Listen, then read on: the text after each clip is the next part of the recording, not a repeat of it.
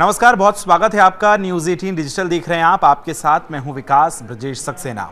भारत के चावल पर अमेरिका के टैरिफ बढ़ाने को लेकर एक बहुत बड़ी खबर सामने आ रही है, वो आपको बताएं। लेकिन उससे पहले आप आई पर क्लिक करें और वो वीडियो देखें जिसमें चावल पर टैरिफ लगाने की बात हुई है अमेरिका की तरफ से, उसको देखें और उसके बाद नजर डालते हैं अब की खबर पर। तो भारतीय चावल निर्यातकों ने अमेरिका की ओर से अतिरिक्त टैरिफ लगाने की आशंका को ज्यादा तवज्जो नहीं दी है।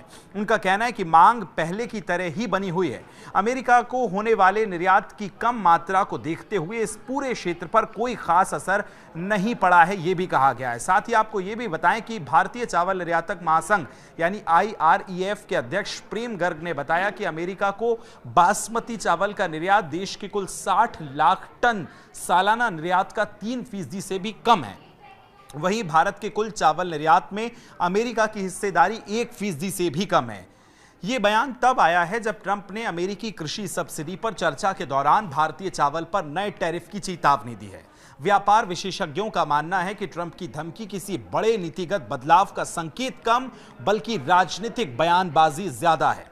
Think tank global trade research initiative की माने तो उन्होंने कहा कि ट्रंप की धमकी राजनीति है, नीति नहीं। निर्यातकों का यह भी कहना है कि अगर अमेरिका टैरिफ बढ़ाता भी है तो इसके असर अमेरिकी जो खास तौर पर वहां के लोग हैं, वहां के व्यापारी हैं, और उन पर ज्यादा खरीदारों पर पड़ेगा, ना कि भारतीय व्यापार पर। अब साथ ही IREF के अध्यक्ष प्रेम गर्ग ने यह भी कहा कि हमारे कुल चावल निर्यात में अमेरिकी बाजार का बड़ा हिस्सा नहीं है, दूसरे नए बाजार भी लगातार बढ़ रहे हैं। उन्होंने अमेरिकी अधिकारियों को भारत पर चावल डंपिंग के आरोपों को पूरी तरह से गलत बताया। गर्ग के अनुसार अमेरिका सालाना केवल 27 लाख टन भारतीय चावल का आयात करता है, जो भारत की वैश्विक उपस्थिति की तुलना में बहुत कम है।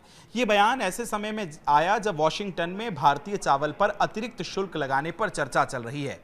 इस पर पहले से ही 50% टैरिफ लगा हुआ है, और अब ऐसे में अमेरिका का टैरिफ भारत के चावल पर लगाना, इसको आप कैसे देखते हैं? क्या ये कूटनीति मानते हैं, या सिर्फ ट्रंप जिस तरह से कुछ दिनों के बाद, कुछ दिनों के दरमियान वो इस तरह के कदम उठाते हैं सुर्खियों में आने के लिए, क्या उसी से ही ये प्रभावित आपको नजर आता है? कमेंट करके जरूर हमें बताएं। फिलहाल शुक्रिया।